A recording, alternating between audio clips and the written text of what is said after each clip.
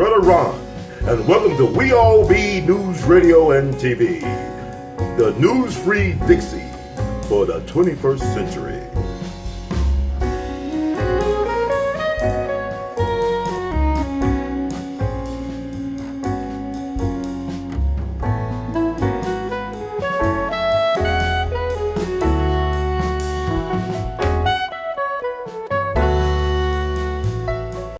Brother Sam Greenlee, are you there?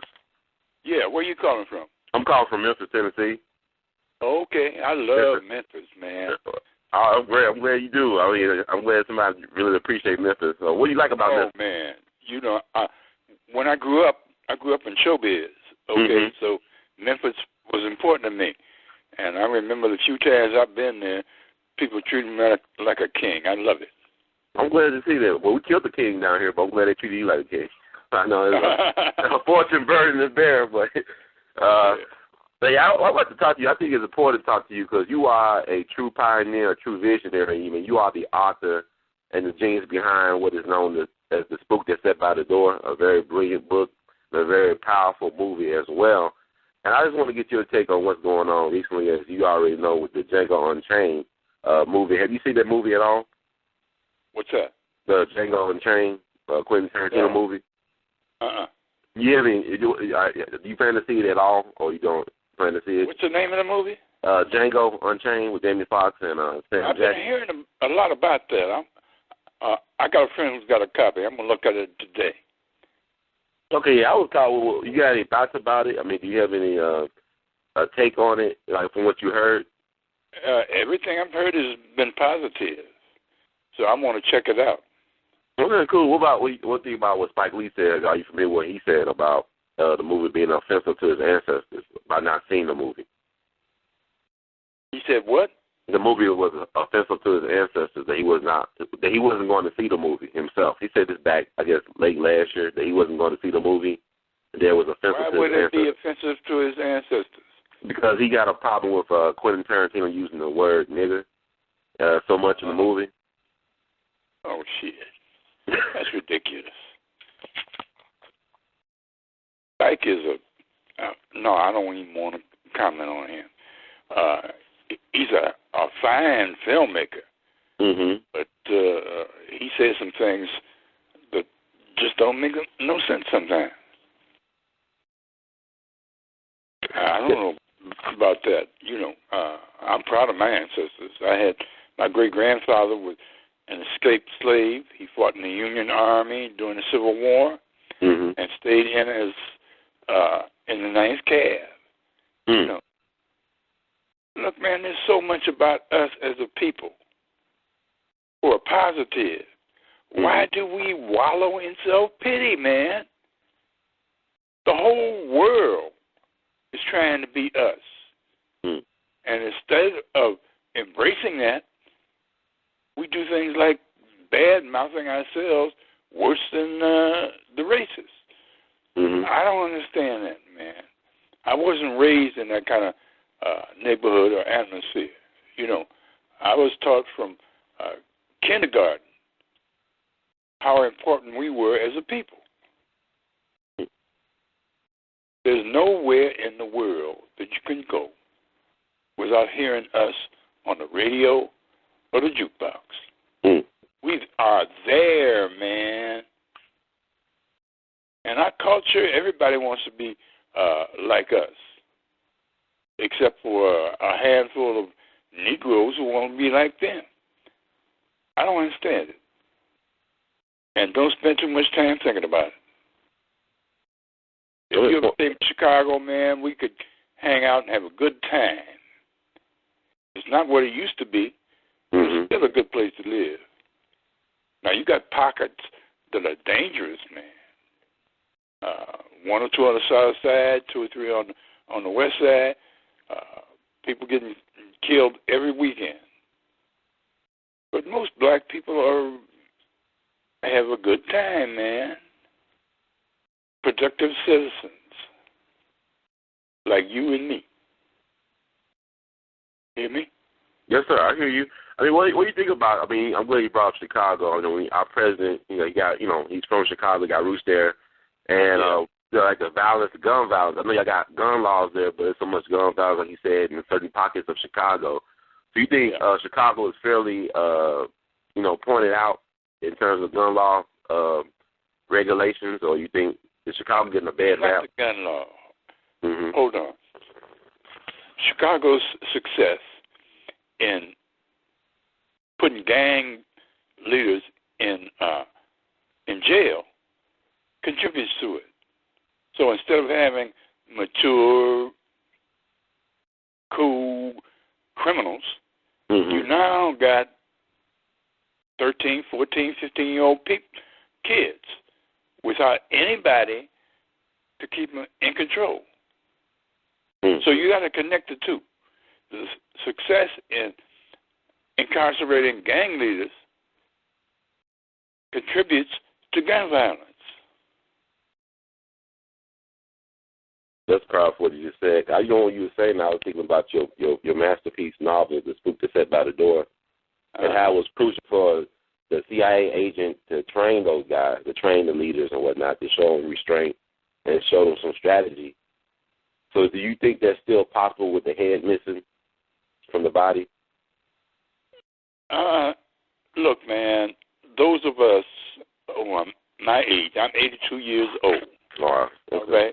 We got to offer the kind of input that I got as a child. Understand, you got to balance it out. Mm-hmm. On the one hand, violence is ugly as hell. 19 kids got killed last weekend. 19 kids in Chicago last weekend. Yeah. Wow. Yeah. But balance that against the hundreds of thousands who don't do that shit. Mm-hmm. All right? And we have to study why the ones who do it, and do something about it. We can't just sit around on TV crying blues, man. Right. Come on. I do what I can. You know, I talk to the kids. I listen. That's the most important thing, because most of the adults do not listen. Mm-hmm. I do. Okay? And that's why I'm widely respected among young people. I don't preach. Mm-hmm. I listen. They ask questions. I respond. And that's it. You know, I taught in a prison for 3 years. You make your contribution, brother, just like my elders made a contribution to me. It's payback. Well, what have been some of the recurring things you've been hearing from young people or the people you have worked with in prisons, like the needs that they have? Well, they didn't have nothing to do, man, except hang out and do bad. That's different from when I grew up. All right, I learned how to swim in the YMCA. I went there on a daily basis. I had Sunday school. I had supervised play at the playground. But nowadays, man, all that's gone. Not only in my neighborhood, okay? I went to McCosh Grammar School, which has now been named after Emmett Till. Mm-hmm. We both graduates. Now, at that time, the school was on the southwest corner.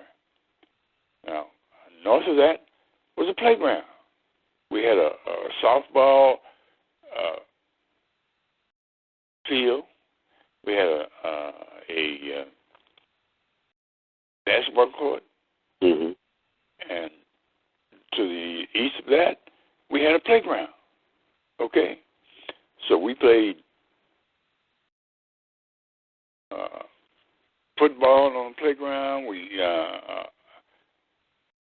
ice skated. But now that playground has been divided. It's a damn parking lot for the teachers. Mm. And when I grew up, most of the teachers could walk to school. That's gone, man. Our kids only got television and television plays. They don't get any exercise. I never grew up with an obese playmate. Mhm. They might be what we call was chubby, but they weren't obese. Right. Because we were playing, man, otherwise called exercise. We got to get back to that. It hasn't disappeared, Mhm. but we got to build on what we had. At one time, we were healthiest people on the planet, even as slaves. Mhm. But now, increasingly, we're the unhealthiest people on the planet.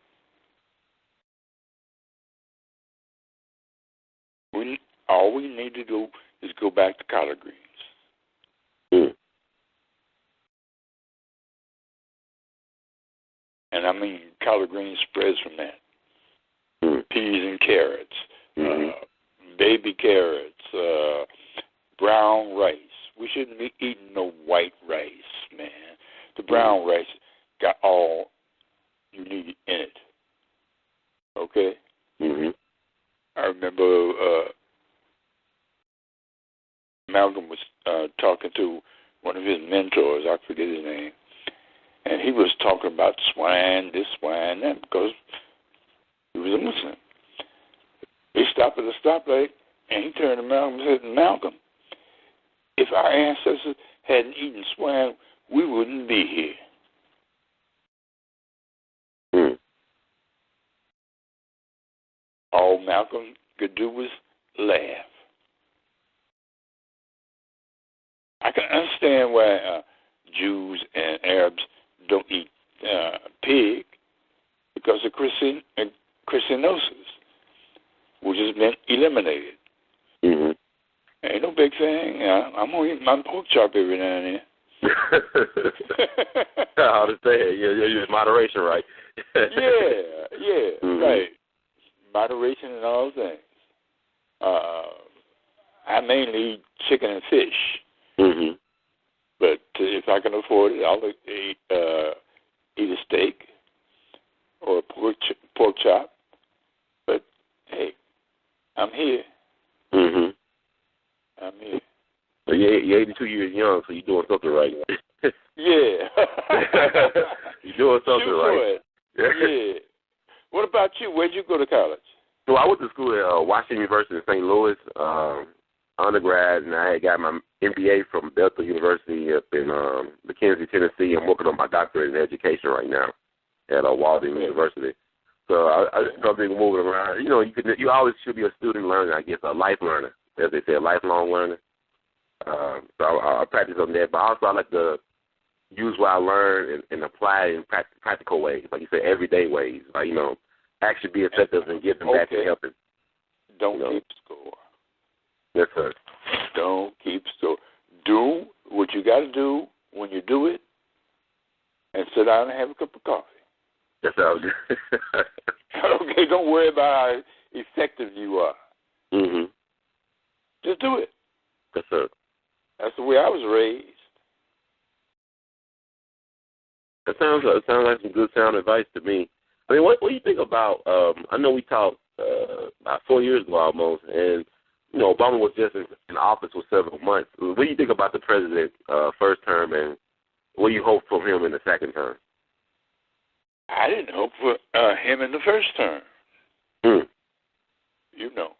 Mm-hmm. I got a wake-up call when he kicked Reverend Wright under the bus. Mm. And I remember it was a day to register. I woke up and I asked myself, if this man was white, would you vote for him? The answer was no. Mm. So I don't judge him as a black president. He wasn't raised black like you or I. Mm-hmm. Okay, so I judge him as if he is one more white president. And, hey, he's better than Bush. But otherwise, his performance has been mediocre. Even for a white president, huh? He's a pigmented president. Pigmented president. The only thing black about him is the color of his skin. And I don't judge him on that basis. Unfortunately, too many of us do. They give him points because he's pigmented. I don't give him no points. What are you doing good for us? Nothing. Okay? The model of foreign policy ought to be sub-Saharan Africa. Look, listen, learn. Don't interfere. Don't take sides. So you get to North Africa and the Middle East, you're in trouble. Why? Because we are fixed at the hip with Israel. Their policy is ours. And that's the tail wagging of the dog. I don't see any difference. Once we became allies, that's where we got to stay. But much of the turmoil in the Middle East is because of the existence of Israel, among other things. You know, I mean, we can't overestimate that, but the dictatorships, the ethnic rivalries, the civil wars, you look far enough, there's Israel. I know you did some work. People say, well, I know what he's talking about. I mean, you did work back in the 50s, I believe, over in the Middle East. Out of Baghdad. You did some work as an information officer. I was in the diplomatic corps. My first post was Baghdad, Iraq. I was there about 14 months. Then I went another 14 months to Dhaka. It was East Pakistan. Now it's Bangladesh. Then I went to Indonesia for 2 years. And my last post was in Greece. Where I quit and sat down on the island of Mykonos and became a writer. And the world has been grateful for that choice. Been your true calling. Yeah, I'm having more fun I ever had in my life, man. I love to write. You know, a lot of writers, man, they suffer when they write. Not me. You know, only thing better is sex. Oh, I heard that, writing better than sex. Wow, you are a true writer there. I think you say better than drinking. You know, that's also be a true writer right now. But like, what do you think about, like, I know we talked about you was looking at a possibility of making a remake of your classic, The Spook That Sat by the Door. Do you think a remake could be possible? I mean, with the success of Django Unchained, would it be possible to have that actually be made?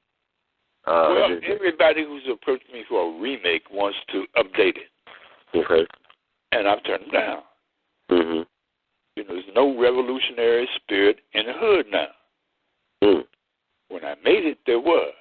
Okay?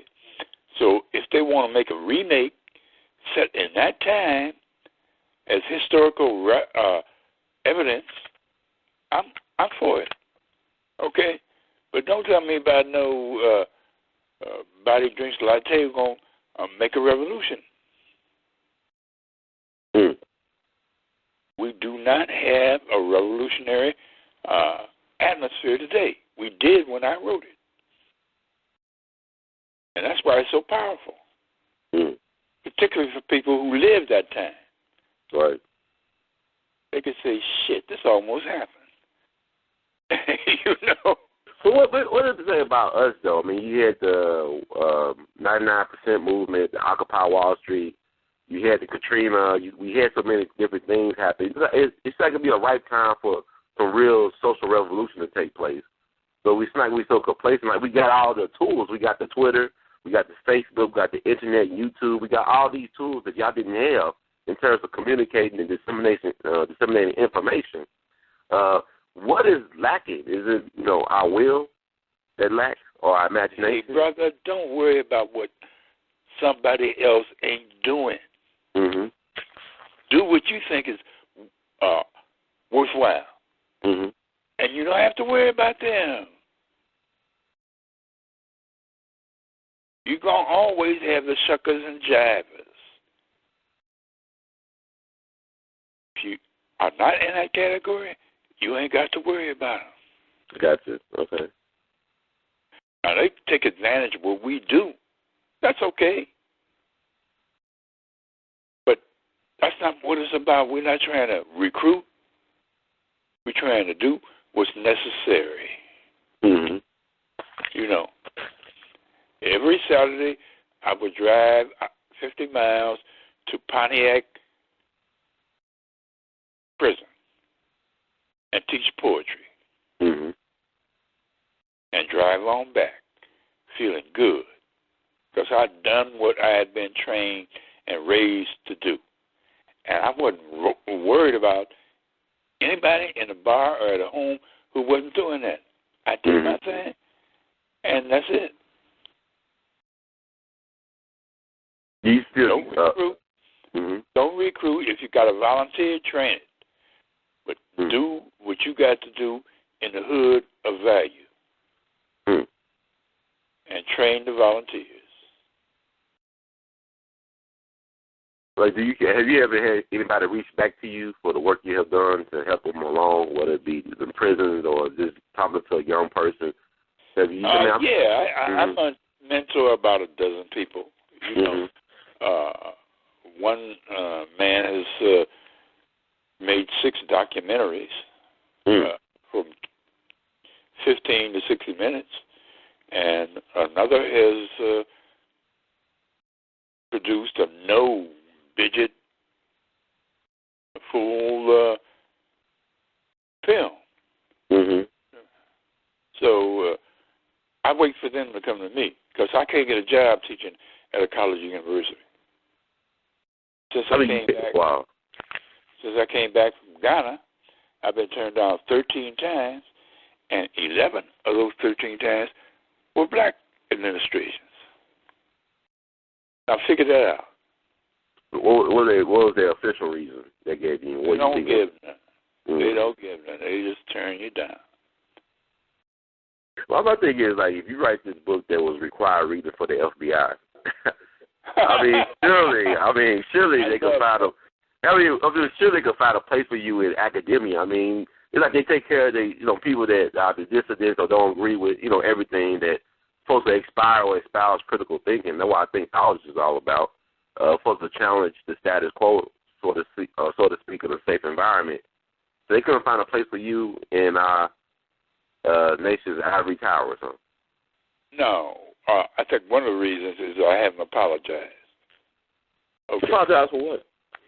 For what I said and who I am. Oh, I'm sorry. That was back there in the day.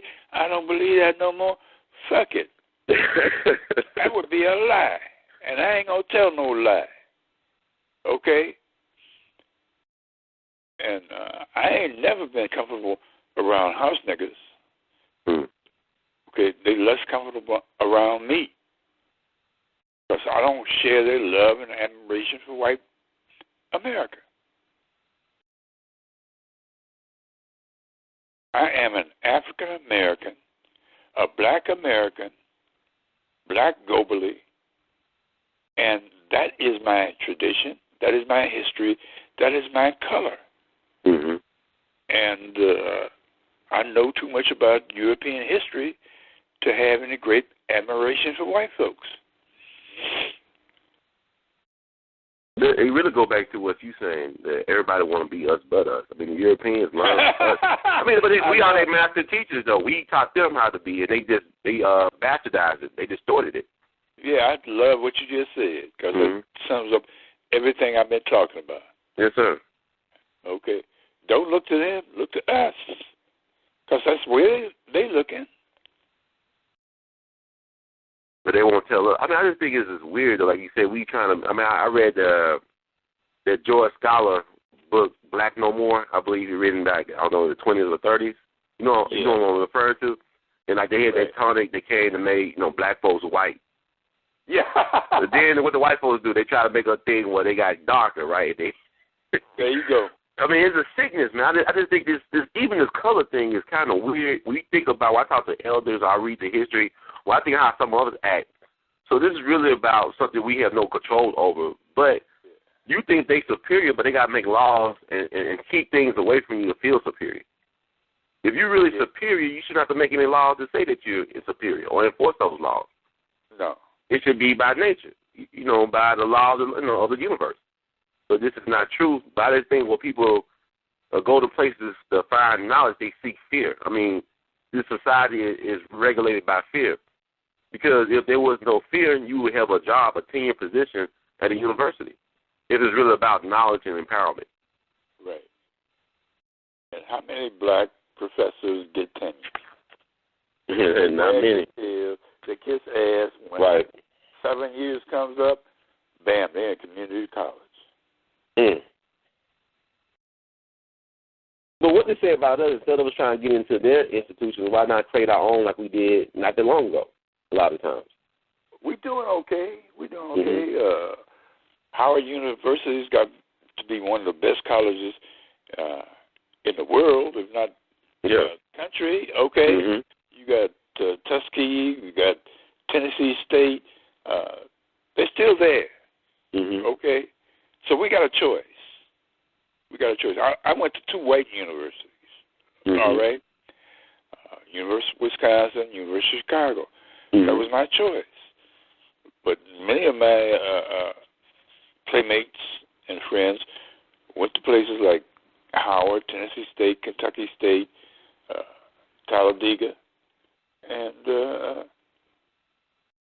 they are not dying, man. They probably better today than were 50 years ago. Okay, so I would encourage any young black man or woman to seriously consider a black college. Because if they hadn't been created, if they weren't here, we'd be in stone trouble, baby. Let me tell you, I have great admiration for black colleges, although I didn't go to one. I'm still here, but I was... Are you a fraternity man? Oh, no, sir, I'm not a fraternity man. Are you one? Are you a fraternity man? All right, I can see that.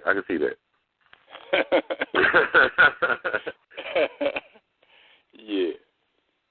So what's interesting, though? You look at some of our greatest leaders or people that we created, most of them, a lot of them did come from black colleges, or HBCUs. Oh, yeah. And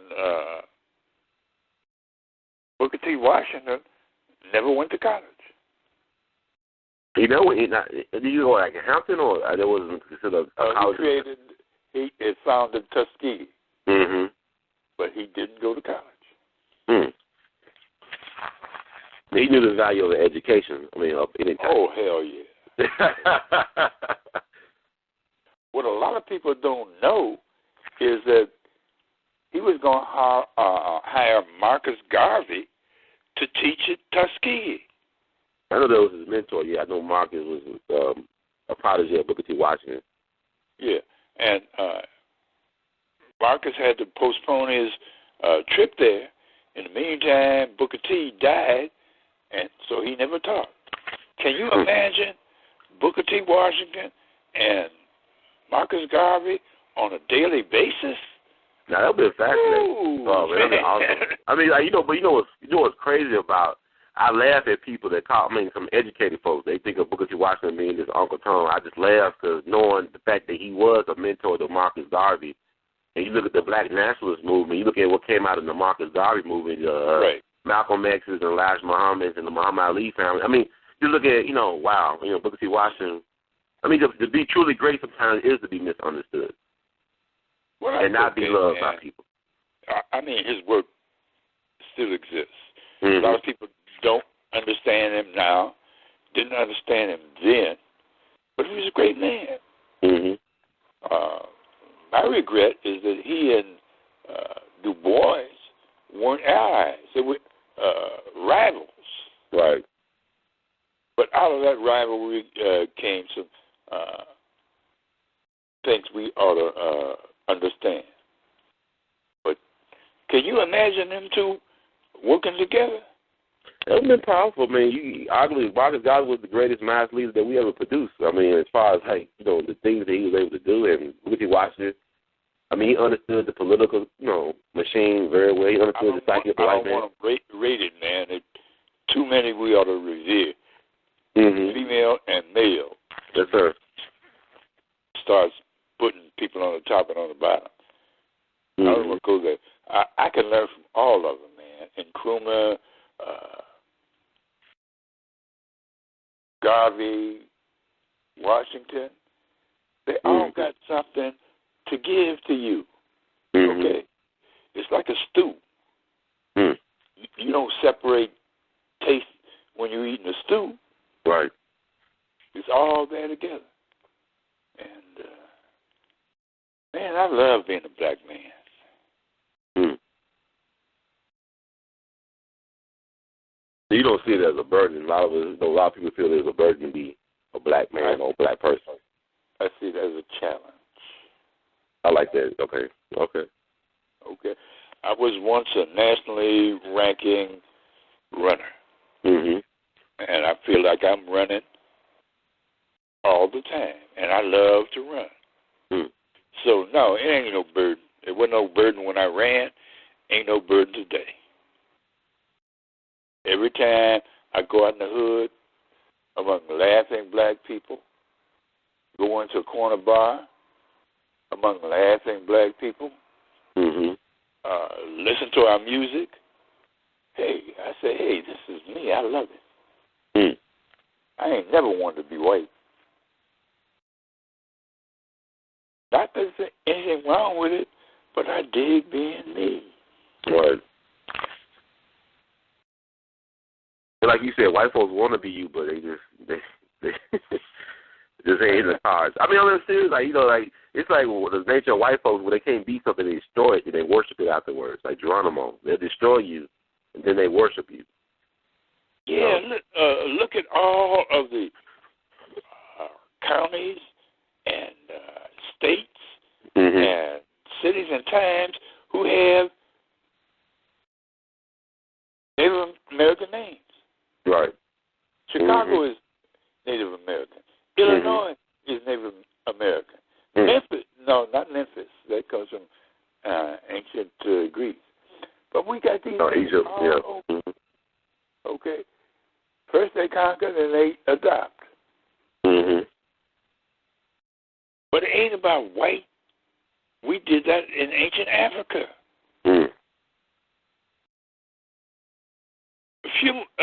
Human beings ain't about much.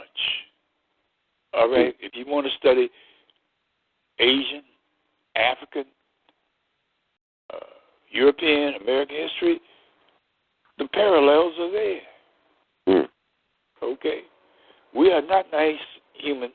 We are not nice creatures.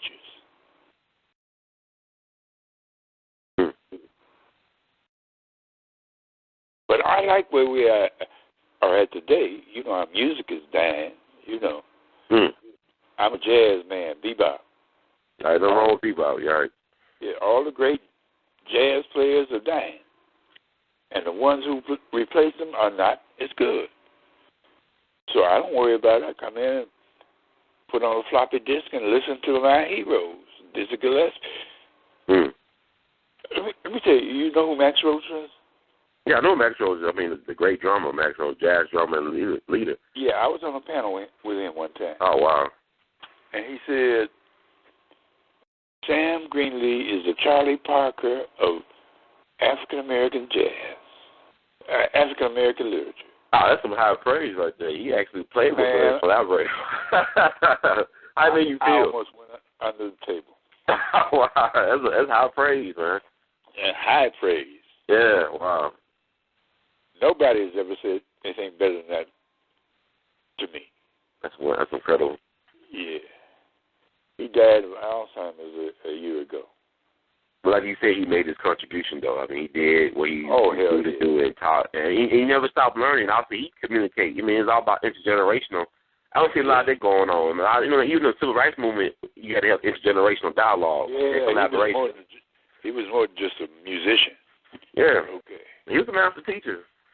Yeah. I agree with that. I mean, like, you're a master teacher, but I just think that, people that got that sincerity, a lot of times get lost in this bullshit. Everything's commercialized. Like, you look at a lot of times, like, you look at somebody like a Coltrane or Bird or somebody or Hendrix, they do it for the love and for the dedication, commitment to the craft and to the expression. But what they use or what they created end up becoming commercialized and part of that canon of BS. And like you said, they're not giving us music. The music is supposed to heal the soul, not destroy the soul or destroy the image. Look, let me tell you something, man. The more BS out there, the more I'm legitimized. Mm-hmm. That's true. You think about that? Mm-hmm. Because people are going to compare. And you know the difference between hot and cold? What's the difference? The difference is you can feel it and you can see it. Mm. Okay? And the more bullshit out there, the better I look. It's great. More yeah. More they're going to want to listen to what I got to say. Because I don't lie. Mm-hmm. We've talked a couple of times. I ain't told you a lie yet. I know. You be very sincere and honest about what you feel, and, you got a right to be. I mean, you live the life, and you pay the cost to be the boss, as James Brown would say. There you go. Yeah. You know what's funny? You say that, like, more people will realize how the greatness of what you have contributed. I had looked at one of my friend's Facebook status updates around Thanksgiving. Her folks actually, her daddy made his family look at the spook that sat by the door. Okay. And she was amazed by it. I mean, like, this is her first time seeing this. She's in her 20s. But for her father to take the time to show this during Thanksgiving, like, most people think about football and dressing and turkey and crap and parade. But he actually took time together, family around in the home to look at your movie. And it really inspired her as an artist. She's a visual artist. So, and a teacher. So she was very moved by your movie. And I thought I had the honor of interviewing you, so it gave me some, some brownie points in her book. So you helped me out a lot as well with the women. So I appreciate it, your contribution. Well, there are feminists who don't like the book or the movie. They criticize. What do feminists like anyway, though? What do they really like? Nothing having anything to do with man. Mm-hmm. All like that. There was one who said the women were a bitch and a hoe. Okay? Mm-hmm. And one church-going lady asked me about the homie queen being a prostitute. You know what I said? What you said? I said, so was Mary Magdalene.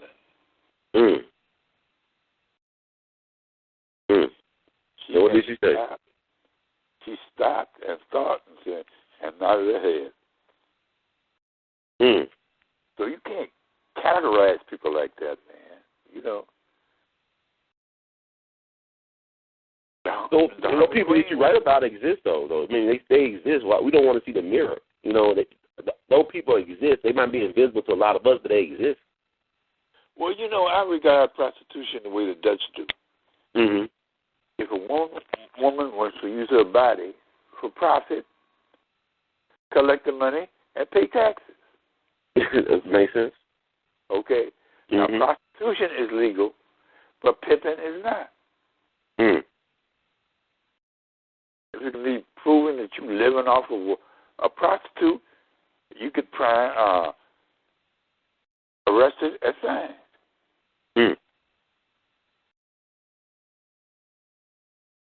You ever been to Amsterdam? Yeah, yes, sir. You know that the red light district? Mm-hmm. I used to live there. No, man, you okay. You really do like sex. More than right. I got you right now, sir, with all due respect. I didn't have to buy no pussy, but when I walked past those windows, they would smile and wave, and I'd wave back. But I got to know the people in that area, the workers, the bartenders, and so forth. But because the place where most criminals live is the safest place in town. You ever think about that? No, not till you told me. Then I think about Wall Street, too. I think about Wall Street executives, so it makes sense. Criminals don't prey on one another. where they live is safe. Mm. They get out and go into your neighborhood and my neighborhood to fuck up. Then they go on back home. That makes sense if you want to have your home where you feel safe. There you go. That makes sense. Yeah. Even a criminal. Only a junkie is going to steal from their neighbor. Mm-hmm. But a professional criminal, they're going where the money is. Mm.